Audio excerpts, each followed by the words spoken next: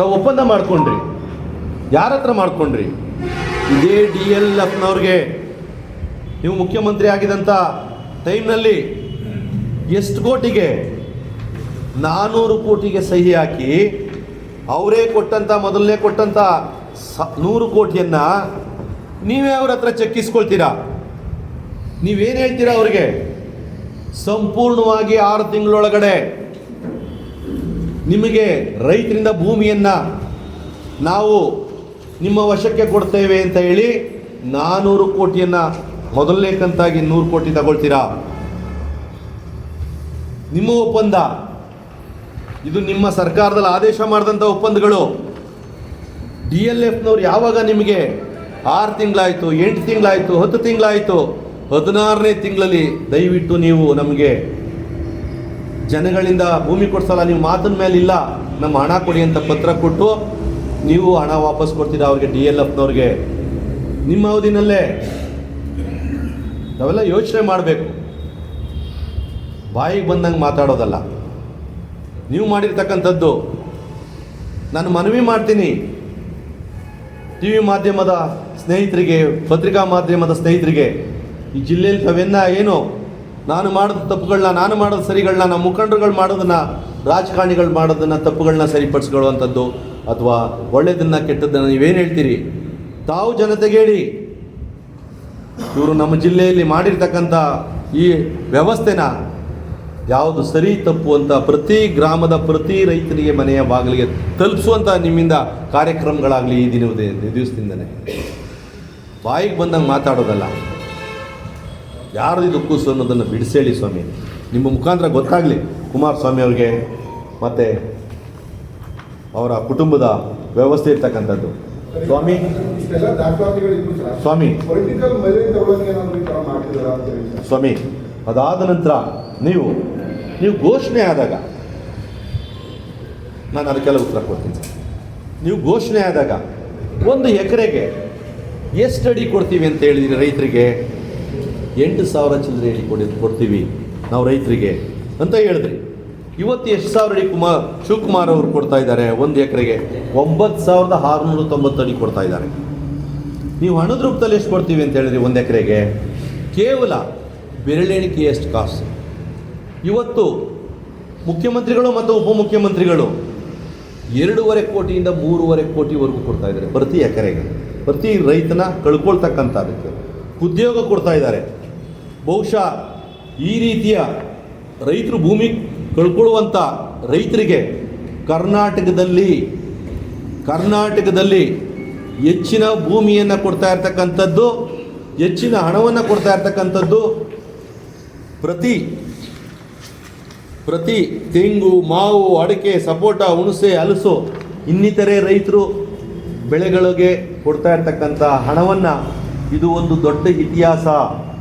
ಇಷ್ಟು ಹಣವನ್ನು ಇದುವರೆಗೂ ಕೂಡ ಯಾವುದೇ ಮುಖ್ಯಮಂತ್ರಿ ಆಗಿದ್ದಂಥ ಅಥವಾ ಯಾವುದೇ ಸರ್ಕಾರ ಇದ್ದಂಥ ಅವಧಿನಲ್ಲಿ ಕೊಟ್ಟಿಲ್ಲ.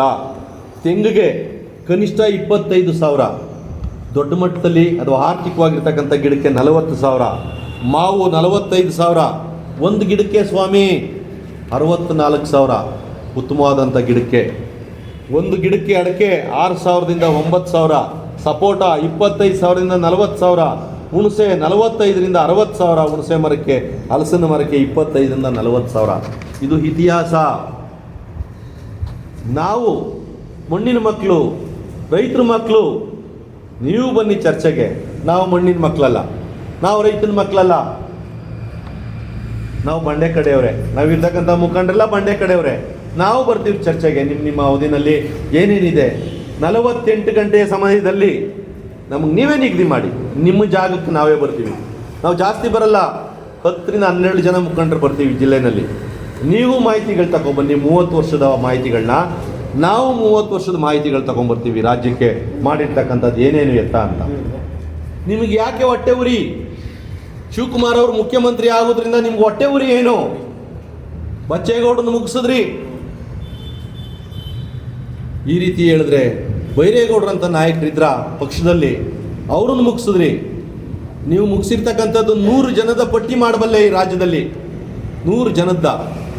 ನಿಮ್ಮ ಮಕ್ಕಳ ವ್ಯಾಮೋಹಕ್ಕೆ, ನಿಮ್ಮ ಮೊಮ್ಮಕ್ಕಳ ವ್ಯಾಮೋಹಕ್ಕೆ ನೀವು ತಂದೆ ಮಗನ್ನ GT ದೇವೇಗೌಡರು ಹರೀಶ್ ಅವರಿಗೆ ತಂದೆ ಮಕ್ಕಳಿಗೆ ನೆನ್ನೆ ನೀವು ತಂದು ಮಡಗಿ ನೀವು ರಾಜಕೀಯ ಮಾಡ್ತಾ ಇದ್ರಿ ಚಾಮುಂಡೇಶ್ವರಿನಲ್ಲಿ.